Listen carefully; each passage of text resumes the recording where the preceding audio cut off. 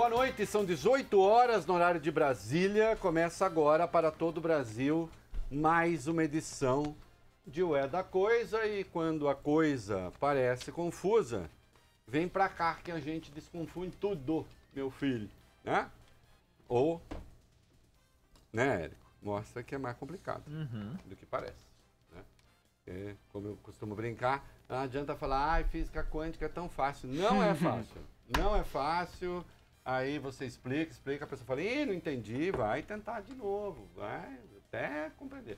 Uma hora compreende, e às vezes faltam dados prévios para compreender. Isso vale para qualquer assunto, né? Não é só na área da física, né?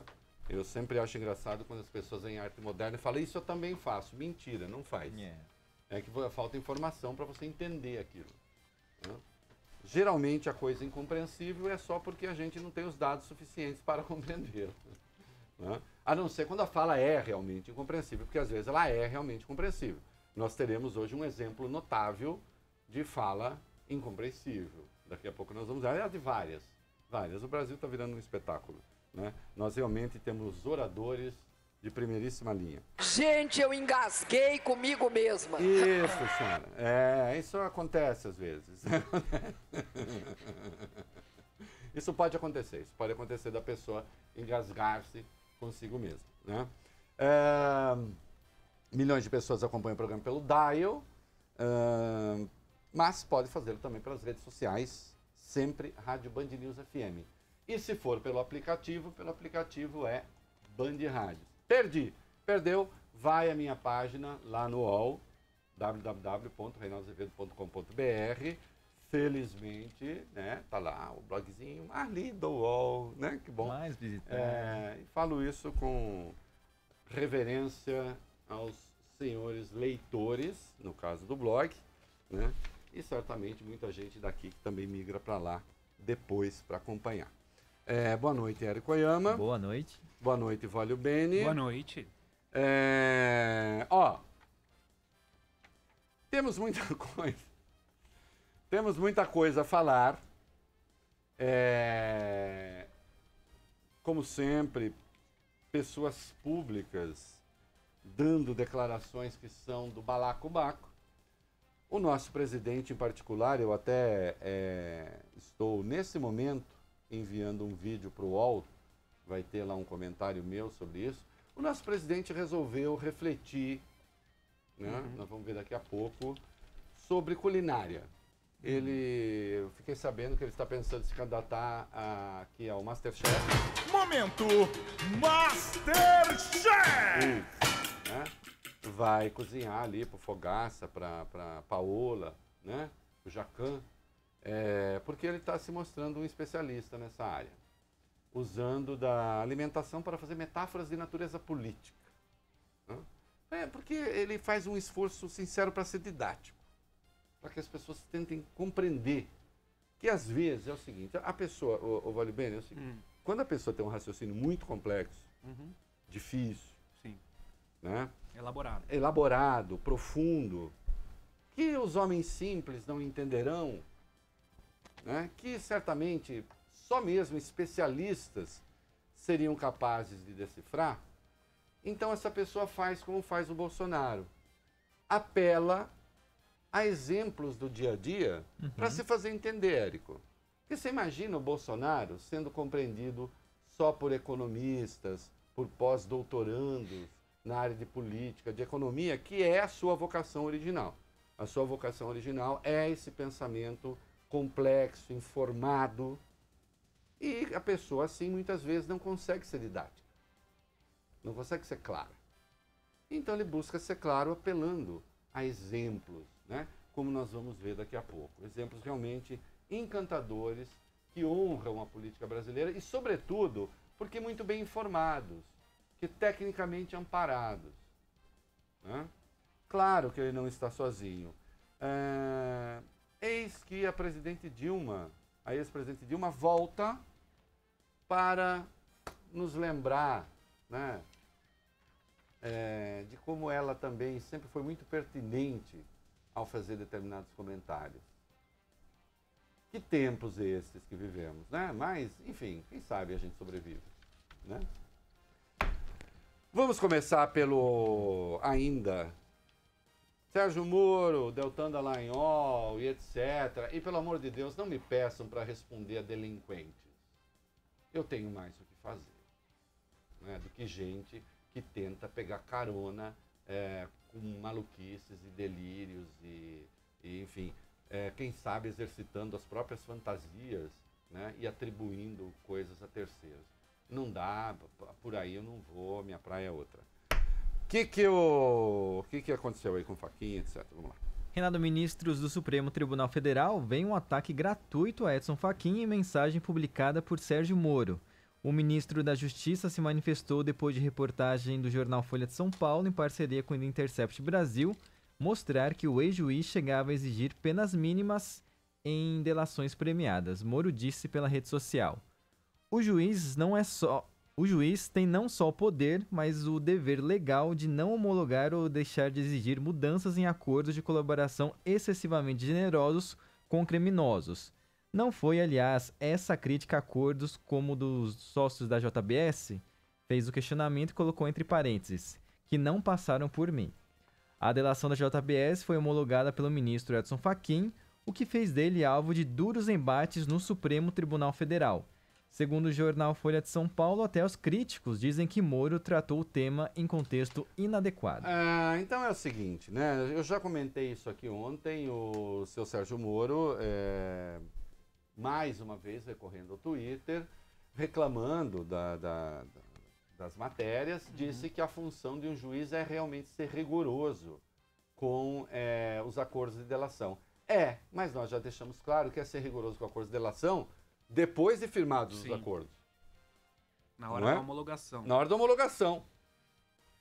Que é, aliás, o que prevê a Lei 12.850 no seu parágrafo 6º, artigo 4º. Ou artigo 4º, parágrafo 6º. Depois da homologação. Acontece que ele atuou antes, o que é obviamente legal. Então eu acho engraçado quando as pessoas dizem, não, até agora não apareceu nenhuma ilegalidade. Bom, só quem não conhece a lei pode falar isso. Quem conhece a lei sabe, a ilegalidade é flagrante, aliás, é um conjunto de ilegalidades. E, na sua ânsia de se defender, disse que essa foi a crítica que se fez quando houve o acordo com o Joesley. Sem entrar agora no mérito do acordo do Joesley, porque desvia o assunto, mas o que fez Sérgio Moro? Ele acabou atacando o ministro Edson Fachin. Quem foi que homologou o acordo do Joesley? Não foi o Edson Fachin? Edson Fachin, que é um aliado incondicional da Lava Jato. Não deixa, ministro Fachin, de ser, o senhor me perdoe, mas vou dizer bem feito. Bem feito. O senhor tem sido acrítico, isso aqui é um juízo, notem que eu não estou acusando nenhuma falha de caráter moral ou sugerindo algum crime, mas o senhor aderiu à Lava Jato, o senhor se tornou um lavajatista. Na minha opinião, o senhor se descuidou do direito e das regras do Estado de Direito para entrar nessa cruzada de combate à corrupção sem olhar se direitos fundamentais estão sendo agredidos ou não.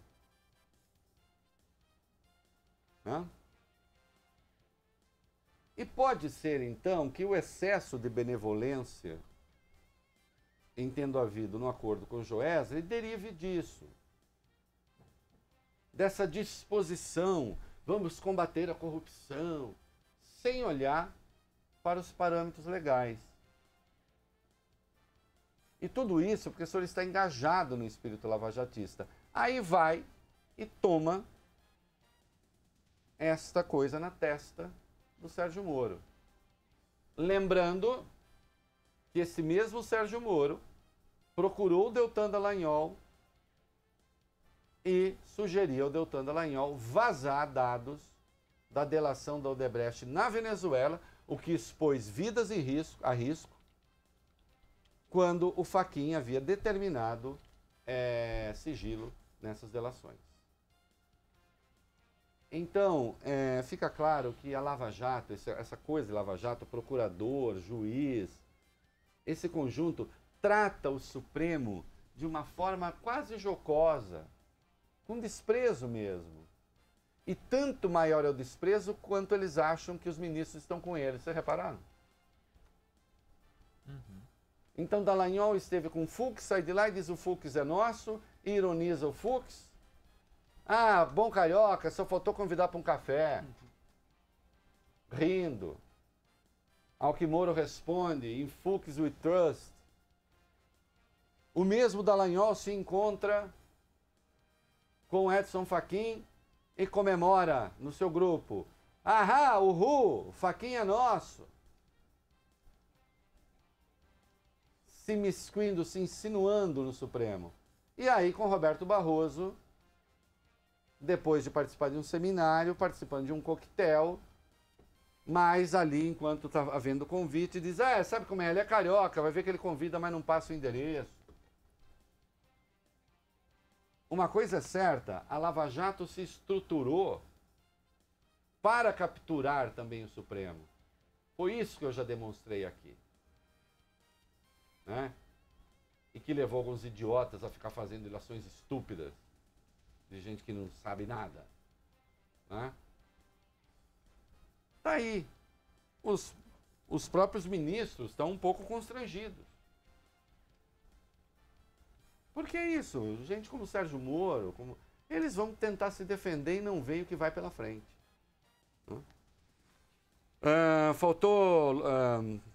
Sobrou lugar na palestra do Deltan? Me estranha que as pessoas tenham ido, mas enfim, é uma questão de gosto. Vai lá. Procurador Deltan Dallagnol, coordenador da Força Tarefa da Lava Jato em Curitiba, já tem nova palestra agendada. Será no dia 30 de agosto em um congresso da cooperativa Uniodonto Campinas, no interior de São Paulo. Ele vai falar com os dentistas sobre a luta contra a corrupção. Segundo o jornal Folha de São Paulo, ao contrário de outras 45 mesas do evento, a de Deltan não havia lotado até a última quarta-feira. Mesmo assim, ontem, a organização fechou as inscrições para a fala do procurador e disse que o número de adesões estava próximo dos 400 lugares disponíveis. No entanto, outras palestras continuam sendo divulgadas. O ingresso custava R$ 150. O que será? Eu tenho, claro, a gente tem curiosidades. Não, eu não vou. Eu não vou a nenhum, não vou comprar ingresso, não vou nem disfarçado com uma barba, sei lá o quê. Não vou disfarçar de chapéu, né? Não vai adiantar. Não ia adiantar. Eu não vou a uma palestra do Dallagnol, mas o que terá Dallagnol a ensinar a dentistas? Eu tava pensando e pensei num trocadilho bem... Então fale. Tem a ver com o dente do juízo, isso, né? Dente do juízo? Bem ruim, é né? ruim, Mas né, sexta-feira... É ruim, né? Muito bom. O presidente gostou. Ele gostou da piada. Mas o que terá o Dallagnol a ensinar a dentistas? Não sei, não tenho ideia. Sei lá, ofereçam sempre recibo, por exemplo? Seria isso? Hein, senhores dentistas? Não recebam por fora. Ofereçam recibo. Para a pessoa declarar. E ele virou assim um palestrante universal. Ele fala sobre qualquer assunto. Lembrando que nas conversas vazadas, ele pensou em montar com o Robito, que é o Robson Pozzobon, o seu companheiro de folguedos na Lava Jato, ele pensou em montar uma empresa para dar palestras motivacionais. Então, assim, tinha títulos como Aprenda a virar a própria mesa, ou algo assim, não sei o quê, toda essa coisa assim para cima e tal, a nova era. Eu, assim, entendo que o Deltan Dallagnol saiba realmente como ensinar as pessoas a ganhar dinheiro, mas aí as pessoas precisariam ser procuradoras, né? Turbine sua vida profissional com ferramentas indisponíveis. Olha. Ética nos negócios e Lava Jato. Prepare-se para o mundo que te espera lá fora. Não é bonito? Hein? Então aí virou esse palestrante universal, né? Instituto Lula quer que se faça uma auditoria de celulares. Como é que Sim, é o isso? presidente do Instituto, Paulo Okamoto, está pedindo para que o ministro e ex-juiz Sérgio Moro e o procurador Deltan Dallagnol sejam obrigados a apresentar à justiça os celulares deles e outros aparelhos que contêm os diálogos que mantiveram na Operação Lava Jato.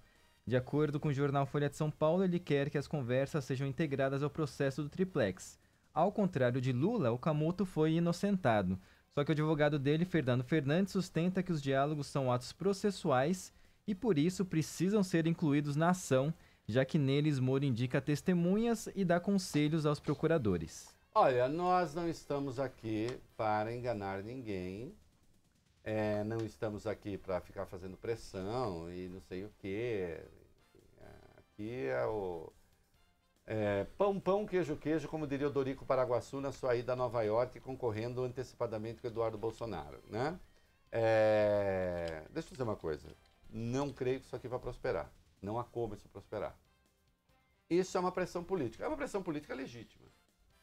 Porque o que a gente está vendo até agora é o seguinte, essas pessoas cujas conversas foram flagradas estão dizendo, não sei se é autêntico, não tem autenticidade comprovada, mas também eles não oferecem nenhum instrumento adicional ou sugestão para verificar a eventual autenticidade disso.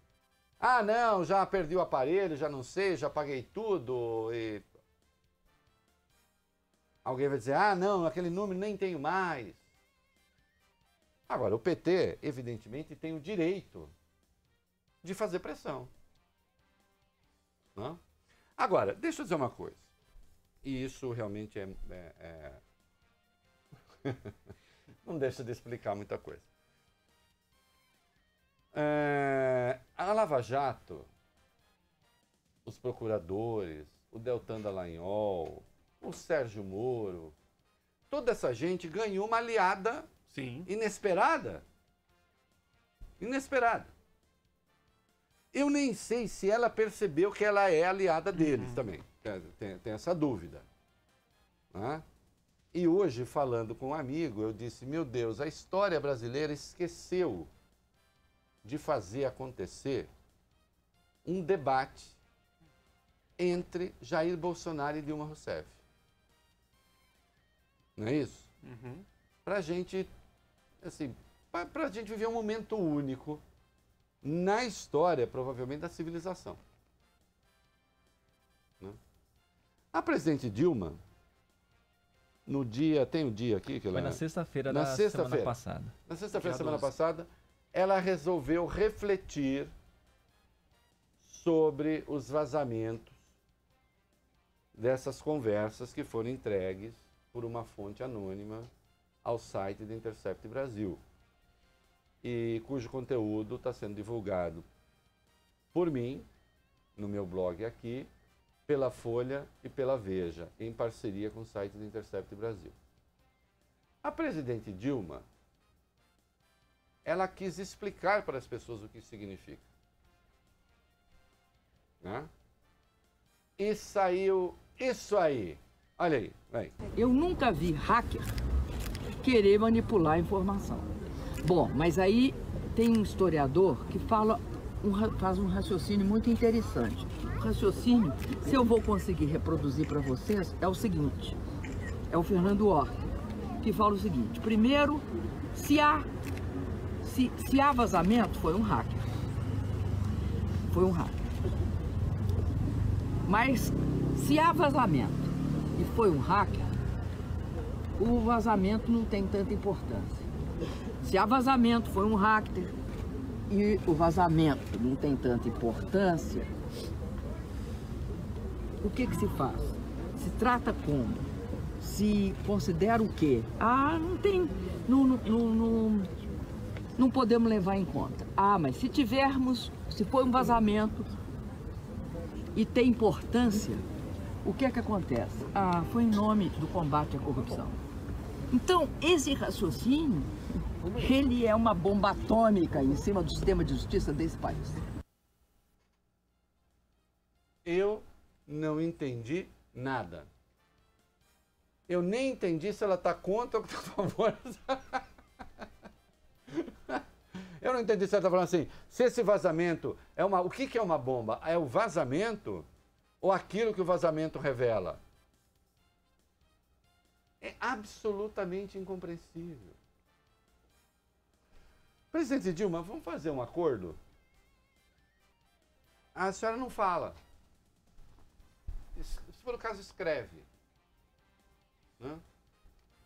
Porque assim, é uma coisa do outro planeta. Existe e a gente vê que existe um delay ali entre o pensamento e a fala. Eu não sei o que ela está pensando, eu não sei se a fala vem depois do pensamento. Não dá para saber. Não dá para saber. E eu não consegui entender, inclusive, se ela é a favor ou contra a divulgação do conteúdo. Em algum momento parece que é contra, mas agora ouvindo direito, parece que ela está dizendo que o que é uma bomba, na verdade, é o que eles fizeram. E não vazamento. Mas vai entender. Aí eu imagino, vocês já pensaram?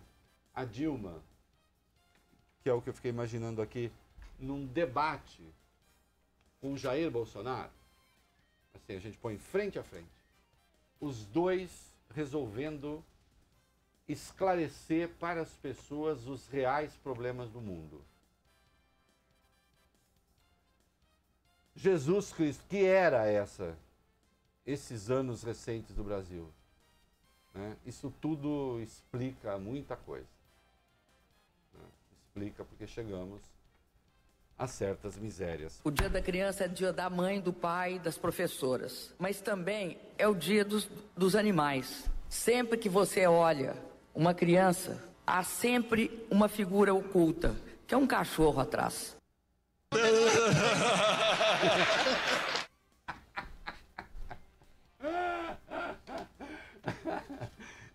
É sensacional.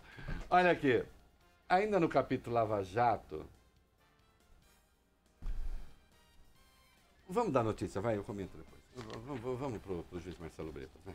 O juiz Marcelo Bretas, responsável pela Lava Jato no Rio de Janeiro, diz que a operação tem uma falha, a ausência de denúncias sobre juízes, promotores e procuradores. Abre aspas para o juiz. A Operação Lava Jato deixou a desejar em relação ao Judiciário e ao Ministério Público. Há a sensação também de que não existe Lava Jato com a mesma intensidade em outros estados. Ele discorda da tese de que as investigações foram parciais. Novamente o juiz falando, os partidos mais envolvidos foram os ligados ao Poder Executivo, simples assim. E aqui no Rio, no caso, o MDB foi mais atingido que o PT porque era quem governava. Em entrevista à revista Época, o juiz diz que a Lava Jato não terá fim. Não para de chegar material, só não andamos mais rápido na operação por falta de pessoal. A verdade é que a Lava Jato não terá fim, ela é o novo normal. Bom. Então é isso, nós teremos, portanto, não existe mais a Lava Jato, segundo o juiz, não existe mais a Lava Jato como uma força-tarefa que pertence ao Ministério Público. A Lava Jato virou um ente independente. Certo? Não por acaso, ela tentou criar uma fundação com 2,5 bilhões de reais de multa paga pela Petrobras. Não por acaso se tentou pegar o dinheiro de leniência da Odebrecht, 8 bilhões, e também criar algo parecido. Não por acaso consta que no Rio de Janeiro, valores pagos de multa relativos à Lava Jato estão servindo para pagar despesas as mais diversas, ao arbítrio do juiz Marcelo Bretas. Então é uma força independente. Notem que um juiz de primeira... Olha a ousadia. Um juiz de primeira instância determina que a força-tarefa do Ministério Público não terá fim. Com que autoridade e com que poder não se sabe. Quando ele diz que a Lava Jato não chegou a juízes, será que ele estava pensando em juízes de primeira instância? Acho que não, né? Eu acho que o Marcelo Bretas estava pensando no Supremo, por exemplo. No STJ e outros tribunais. Será que ele pensava em juiz de primeira instância? Bom, que eu vou dizer ao juiz Marcelo Bretas, a Lava Jato não é a única instância de investigação do país. Há outras, né? De repente, se chega a juiz. Por outro caminho, se o juiz cometeu falha, e a gente vê que comete falha, a falha uma hora aparece. A falha uma hora aparece. Então eu noto, assim, eu acho impressionante que um juiz de primeira instância conceda uma entrevista e fale como uma espécie de juiz universal de todo o processo. Aquele que sabe tudo, aquele que coordena tudo. Um juiz que já declarou que tem interesses políticos. Um juiz que já declarou que não descarta concorrer à eleição. Outra coisa, eu acho que foi uma falha.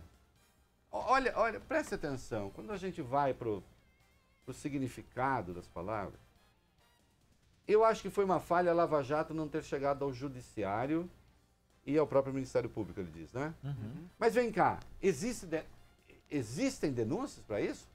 O juiz está dizendo, por um acaso, que apareceram denúncias contra juízes e procuradores e que essas denúncias foram para moita? Ou o juiz está dizendo que se deveria ter instrumentalizado as delações, que as delações deveriam ter sido instrumentalizadas para atingir o Judiciário e para atingir o Ministério Público, o próprio Ministério Público? Porque se for isso, é outra coisa, juiz. Se for isso, pode crer que isso também ficou, que alguém tentou e que ficou marca.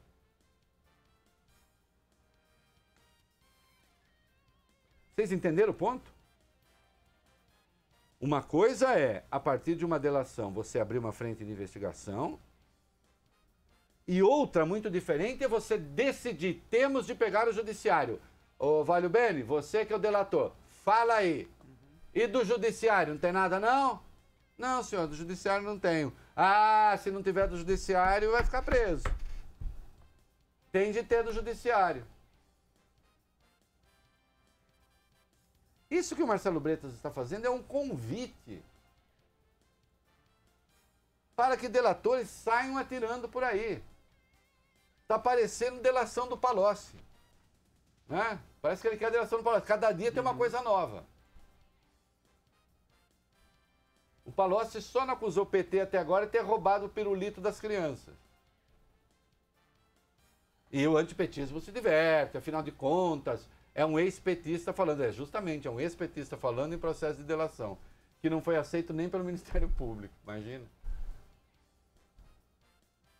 Então que fala é essa? Agora, deixa eu dizer pro Marcelo Bretas o seguinte, eu também torço para que a investigação chegue ao Judiciário, chegue a juízes que fazem coisas erradas. Eu também torço. Não sei se será Lava Jato.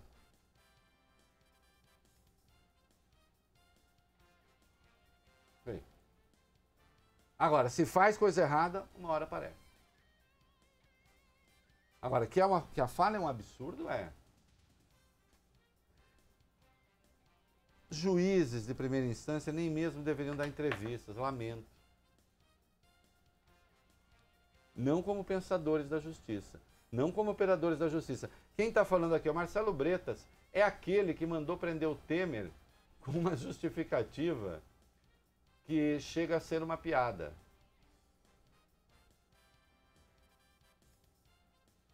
Não? Agora, é um juiz que está com, claro, ele tem uma arma importante na mão, se chama Sérgio Cabral, a quem ele condenou a quase 200 anos e que agora está em processo de aproximação para a delação. Já imaginaram? Isso é como quase entregar o Brasil para ser governado pelo Sérgio Cabral, ou pelo menos o Rio de Janeiro. Marco Aurélio não quer o Moro na sua cadeira. Como é que é? falou que espera que o ministro Sérgio Moro não ocupe a cadeira que o ministro Marco Aurélio vai deixar no Supremo Tribunal Federal. Disse o seguinte: eu espero que ele não ocupe a cadeira que deixarei em 2021. Sobre as revelações do Intercept Brasil, Marco Aurélio disse que continua a indagar o que nós estaríamos a dizer se Moro tivesse mantido essa espécie de diálogo com a outra parte da defesa dos réus. Aliás, excelente pergunta a esses que saem por aí dizendo que até agora não aconteceu nada de grave, que até agora o Intercept não revelou nada de grave, os diálogos, Intercept, Folha, a Veja. É simples. Vamos pegar um réu absolvido e revelar conversas dessa natureza entre o juiz e o advogado de defesa. O juiz chama o advogado de defesa no canto e diz: ó, tem uma dica aqui para você, que é a seguinte. Ó, tem uma testemunha aqui que pode ajudar muito. Combinar ações com o advogado de defesa.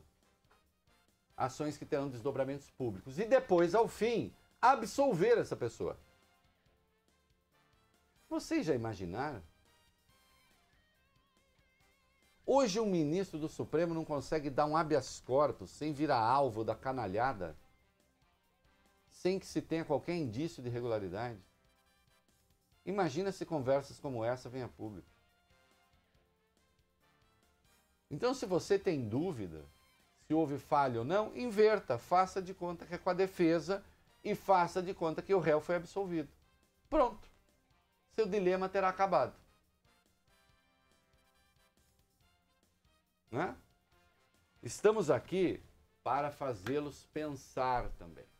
Né? Ah, não, eu só quero torcida, eu só quero ser macaca de auditório, eu só quero ficar dando dedinho para cima com aquilo que eu já concordo, com gente que eu já gosto e que eu acho que está certa para sempre. Enfim, está no lugar errado, claro. Aqui tem de refletir. Né? Como hoje insisti na minha coluna da Folha, aliás, com esse mesmo raciocínio. Aí, em relação à coisa do Toffoli, que nós vamos falar agora há pouco. E se o Toffoli tivesse concedido uma liminar, como concedeu beneficiando o Flávio Bolsonaro, beneficiando a Gleisi Hoffmann, Jacques Wagner ou um petista qualquer, ou Lula? Então, sempre que você tiver um dilema moral sobre uma questão de princípio, inverta e coloque no lugar gente que você detesta. Se, ao colocar no lugar gente que você detesta, você mudar de opinião, você é um zerda. Vamos comercial.